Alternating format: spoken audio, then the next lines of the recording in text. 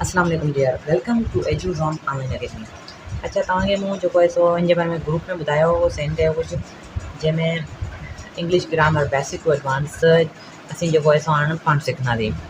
ही उहे शयूं आहिनि, ही जेको मां ग्रामर जे बारे में तव्हांखे सेंड करियां पियो या ॿुधायां पियो, ही उहे शयूं न सिर्फ़ु तव्हांजी स्कॉलरशिप में ईंदियूं बल्कि ही तव्हांजे हर टेस्ट में, पेपर में ऐं इन खां अलावा तव्हां जेको बि अॻियां जेको टेस्ट वग़ैरह जॉब वग़ैरह जे लाइ अप्लाई कंदव त उन में बि ही शयूं ईंदियूं आहिनि। त ही जेको आहे सो पाण सेशन जेको स्टार्ट कयो आहे ग्रामर जो, इन में जेको आहे सो बेसिक टू एडवांस पाण जेको आहिनि स्टेप बाय स्टेप टॉपिक्स पढ़ंदासीं।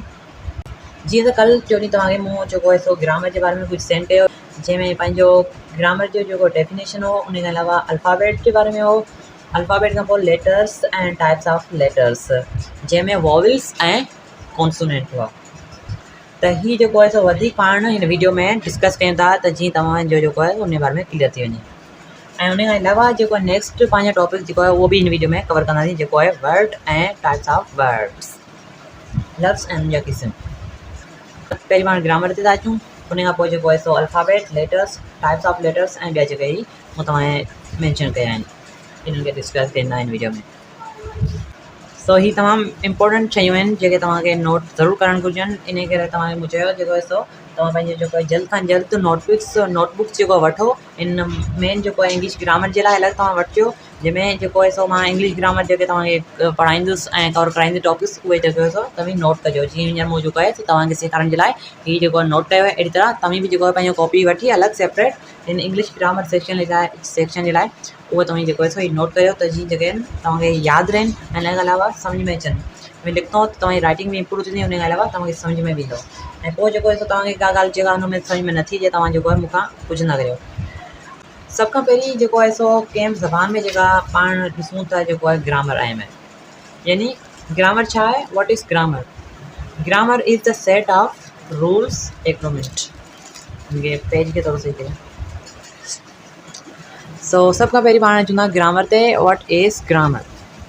ग्रामर छा आहे? Grammar is a set of rules that help us read, write, speak and understand a language correctly.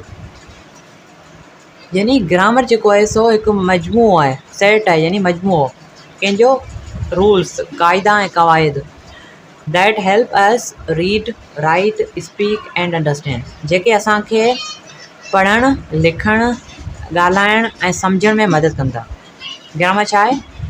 Grammar जेको आहिनि उहे क़वाइद, क़ाइदा आहिनि, उहे क़ानून आहिनि जेके असांखे कंहिं बि ज़बान खे पढ़णु, लिखणु, ॻाल्हाइणु ऐं सम्झण में मदद कंदा सही तरह। अची वियो सम्झ में? जीअं हिकिड़ो तव्हांखे मां मिसाल थो ॾियां, हिते लिखियो पियो आहे ही गो टू स्कूल, इंग्लिश में ॾिनल आहे। ही गो टू स्कूल जेको आहे इहो हिकिड़ो ग़लति जुमिलो थी वियो ऐं ग्रामेटिकली इहो जेको सही छा थींदो, ही गोज़ टू स्कूल। छो त इंग्लिश ग्रामर में प्रेज़ेंट अनडिफिनाइट टेंस आहे, उहो उन जे क़ाइदे मुताबिक़ जॾहिं जुमिलो जेको आहे सो प्रेज़ेंट अनडिफिनाइट में अफर्मेटिव हुजे, यानी हाकारिया हुजे, त उन में जेको आहे सो सब्जेक्ट जेको आहे थर्ड पर्सन अगरि सिंगुलर हुजे, जीअं ही थी वियो, शी थी वियो, इट थी वियो, ही जेके आहिनि से थर्ड पर्सन सिंगुलर आहिनि, ही, शी, इट। त इहे जॾहिं जुमिले में अचनि अफर्मेटिव टेंस में, कहिड़े टेंस जा? प्रेज़ेंट अनडिफिनाइट टेंस या प्रेज़ेंट सिंपल टेंस बि जंहिंखे चइबो आहे। त उन में जेको वर्ब असां इस्तेमालु कंदा आहियूं, उन सां गॾु ई एस या एस बि लॻाईंदा आहियूं। उन करे हिते जेको आहे सो ही गोज़ टू स्कूल सही जुमिलो थींदो, हू स्कूल वञे थो। त हिते ग्रामर जी जेका आहे असां ही मूं ॿी बि डेफिनेशन लिखी आहे, सादी डेफिनेशन आहे ऐं नंढी डेफिनेशन तव्हां यादि करण जे लाइ आसानी में, जेका आहे सा the basic principle of a language is called grammar. जेकॾहिं हिकु ई तव्हां सेंटेंस में इन ग्रामर खे वाज़े करणु चाहियो त पोइ तव्हां ही यादि करे सघो था, the basic principle of a language is called grammar. यानी ग्रामर जेको आहे सो बुनियादी क़वाइद ऐं क़ाइदा कंहिं बि ज़बान जा जेके आहिनि उन्हनि खे ग्रामर सॾिजे थो। सो ही हुई ग्रामर। हाणे असीं ॿिए टॉपिक ते अचूं था, जेको आहे अल्फ़ाबेट। ग्रामर खां पोइ वारी अचे थी पंहिंजी अल्फ़ाबेट जी। पाण स्टेप बाय स्टेप इंशाल्लाह ही जेको आहे सो basic to advance English grammar आहे उनखे पढ़ंदासीं। त जेके बि महिरबानी करे पंहिंजी जेको नोटबुक वठी ही जेके टॉपिक्स मां पढ़ायां पियो तव्हांखे, इहे नोट करे वठो, वरना ही जेको पाण अॻियां अञा वधीक जेको आहे क्लासूं वठंदासीं त पोइ तव्हांजो कमु जेको आहे रहिजी वेंदो। हिन कम खे रहिजो न, लिखिजो, लाज़मी नोट करे वठिजो। हीअ मेन शयूं ऐं पेपर्स में बि तव्हांजी स्कॉलरशिप टेस्ट में बि ईंदियूं ऐं उन खां अलावा हीअ शयूं जेके आहिनि से तव्हांजे हर टेस्ट वग़ैरह पेपर वग़ैरह में हीअ मेन शयूं ईंदियूं रहंदियूं आहिनि।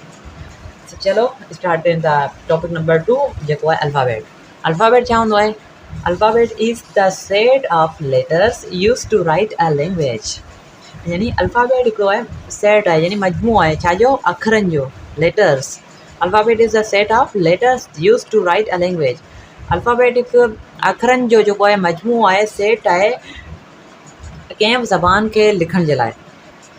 कंहिं बि ज़बान जी जेका सुञाणप हूंदी आहे उहा छा हूंदी आहे? उनजी सिम्बॉल्स यानी तव्हां चई सघो था लेटर्स। कंहिं बि ज़बान जी जेका सुञाणप हूंदी आहे उहा कंहिंसां थींदी आहे? उनजे अखरनि सां थींदी आहे।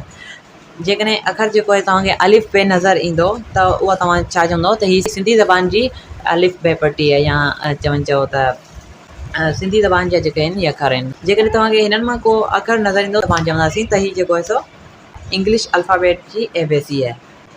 ठीकु आहे, हाणे चवंदा टे टॉपिक जी तरफ़ जेको आहे असांजो लेटर्स। लेटर्स छा आहे? Letters are the basic units that make up words. यानी अखर बुनियादी एकाइन जेके लफ़्ज़ ठाहिनि था। अखर मिली करे छा था ठाहिनि? लफ़्ज़ ठाहिनि।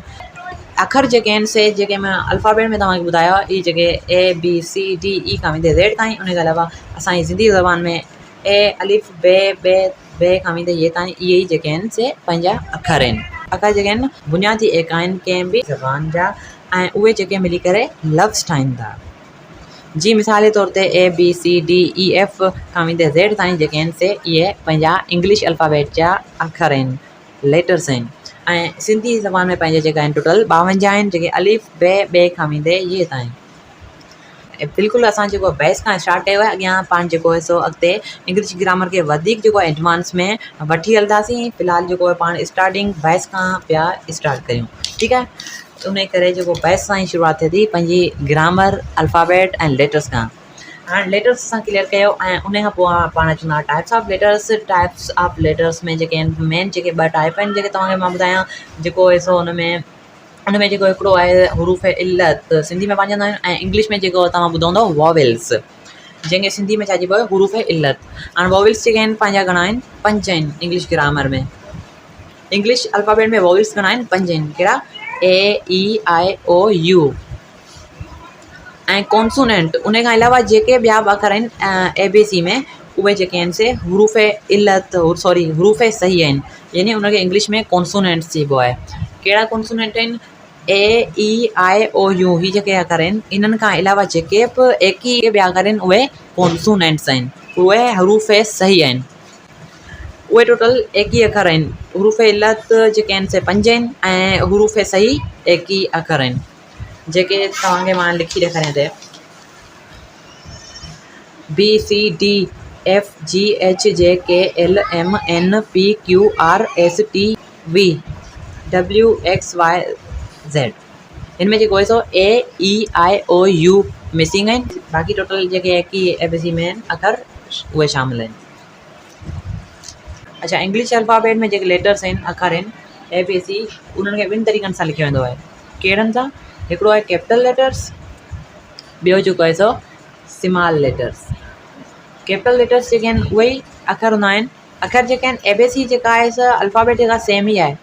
ईअं न आहे जो कैपिटल लेटर्स अलॻि हूंदा आहिनि ऐं स्मॉल लेटर्स अलॻि हूंदा आहिनि। अखर सेम ई हूंदा आहिनि पर लिखण जो तरीक़ो अलॻि हूंदो आहे।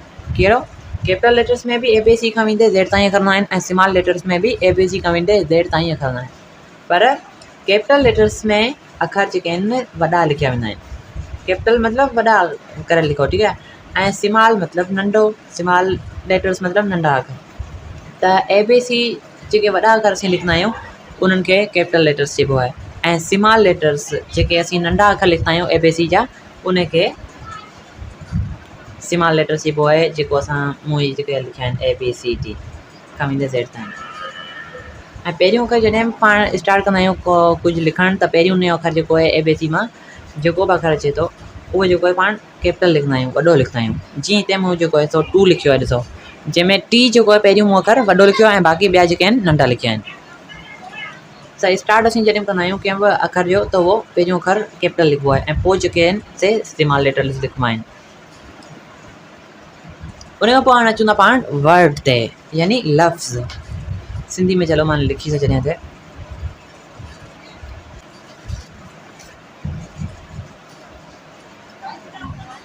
Two or more than two letters that convey meaning is called word. लफ़्ज़ जेको हूंदो आहे उहो ॿ या ॿिनि खां वधीक अखरनि जो मजमू हूंदो आहे, जंहिंमां का माना निकिरे त उनखे लफ़्ज़ चइबो आहे।